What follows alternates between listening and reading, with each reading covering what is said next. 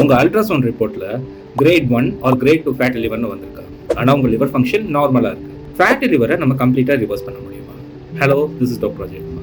நம்ம பேஷண்ட் ஒருத்தவங்க அவங்களுக்கு அல்ட்ராசவுண்டில் கிரேட் 2 ஃபேட்டி லிவர் LFT படி அவங்களுக்கு ஆல்கஹாலிக் ஹெப்படைட்டிஸ்னு டயக்னோஸ் பண்ணி ப்ராப்பர் ட்ரீட்மெண்ட் கொடுத்து, அதாவது வெறும் ஃபேட்டி லிவர் மட்டும் கியூர் பண்ணாமல் அவங்களோட மெட்டபாலிக் காசஸையும் நம்ம கரெக்டாக ட்ரீட் பண்ணி பர்ஃபெக்ட் டயட் கொடுத்து கிரேட் 2லேருந்து கிரேட் 1 2 மந்த்ஸ்லேயே நம்ம கொண்டு வந்துட்டோம். ஸோ ஃபேட்டி லிவருக்கான காசஸ் என்னங்க? ஸோ ஃபர்ஸ்ட்டு உடல் பருமன், அவங்க அதிகமாக ஒபிசிட்டியாக இருக்காங்களா? ரெண்டாவது டயபெட்டிஸ் பேஷண்ட்க்கு இன்சுலின் ரெசிஸ்டன்ஸ் இருக்கா, இதனால ஃபேட் போய் நம்ம லிவரில் டெபாசிட் ஆகுது. மூணாவது, அவங்க ஃபிசிக்கல் ஆக்டிவிட்டி எப்படி இருக்குது, அவங்களோட மெட்டபாலிசம் எப்படி இருக்குது. ஸோ ஃபேட்டி லிவருக்கு நம்ம மெயினாக பண்ண வேண்டியது, இந்த ஃபேட்டி லிவருக்கு மட்டும் ட்ரீட்மெண்ட் பார்க்காம மெட்டபாலிக் காசஸ் எல்லாத்துக்குமே நம்ம பர்ஃபெக்டாக ட்ரீட்மெண்ட் பார்க்கணும். ஸோ ஃபேட்டி லிவருக்கு என்ன ட்ரீட்மெண்ட்? ஃபேட்டி லிவருக்கு ஃபர்ஸ்ட் ட்ரீட்மெண்ட்டே வெயிட் லாஸ். உங்களால் 5% வெயிட் கம்மி பண்ண முடிஞ்சதுன்னா உங்கள் ஃபேட்டி லிவருக்கு நீங்கள் பண்ணுற ஒரு பெரிய நல்லது.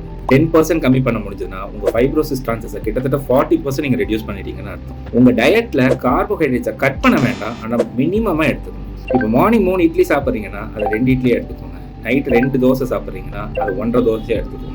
அதுக்கு பதிலாக ஃபைபர் அதிகமாக இருக்க பழங்கள் எடுத்துக்கோங்க. பழங்களை ஜூஸ் மட்டும் போட்டு குடிக்க வேண்டாம். தயவு செய்து பழங்களை நார்மல் ஃப்ரூட்ஸாகவே எடுத்துக்கிறது நல்லது. அண்ட் நிறைய ப்ரோட்டீன் எடுத்துக்கணும். பயிர் வகைகள், காய்கறிகள் நிறைய எடுத்துக்கிட்டாலே போதும். கண்டிப்பாக ஃபிசிக்கல் எக்ஸசைஸ் இருக்கணும். வெயிட் லாஸ் கம்பல்சரியாக இருக்கும். இப்போ நிறைய பேர் கேட்குறாங்க, இந்த செமாக்ளூடைட் இன்ஜெக்ஷன் ஃபேட்டி லிவருக்கு அப்ரூவல் ஆயிடுச்சு சார், அதை கொஞ்சம் போடுங்க, அதை போட்டு கொஞ்சம் சரி பண்ணுங்க. என்னோட ரெக்கமெண்டேஷன், ஃபேட்டி லிவருக்கு கண்டிப்பாக இன்ஜெக்ஷன்ஸ் தேவைப்படாது. மற்ற காசஸ்க்கு கூட அந்த இன்ஜெக்ஷன் எடுத்துக்கலாம். பட் ஃபேட்டி லிவருக்கு கண்டிப்பாக இன்ஜெக்ஷன்ஸ் நாட் நீடட். கரெக்டான டயட், கரெக்டான சப்ளிமெண்ட்ஸ் போதும். ஸோ இப்போ ஃபேட்டி லிவர்னு டயக்னோஸ் பண்ணிட்டோம், நம்ம லிவர் ஃபங்க்ஷனும் நார்மலாக இருக்குது. நெக்ஸ்ட் என்ன பண்ணணும்? FIB-4 test.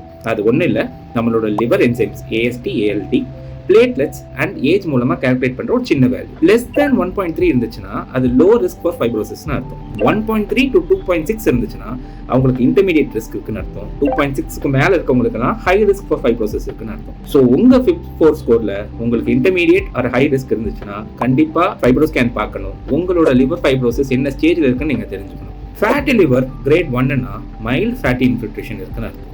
கிரேட் 2னா மாடரேட் ஃபேட்டி இன்ஃபில்ட்ரேஷன், கிரேட் 3னா சிவியர். ஸோ நம்ம லிவர் செல்ஸில் இந்த ஃபேட் போய் அக்யூமுலேட் ஆகிறது தான் நம்ம ஃபேட்டி லிவர்னு சொல்கிறோம். ஸோ ஃபேட்டி லிவர்னு டயக்னோஸ் ஆயிடுச்சுன்னா வரி பண்ணாதீங்க, இட்ஸ் ரிவர்சிபிள். பட் அதுக்கு ஃபேட்டி லிவர் மட்டும் ட்ரீட் பண்ணக்கூடாது.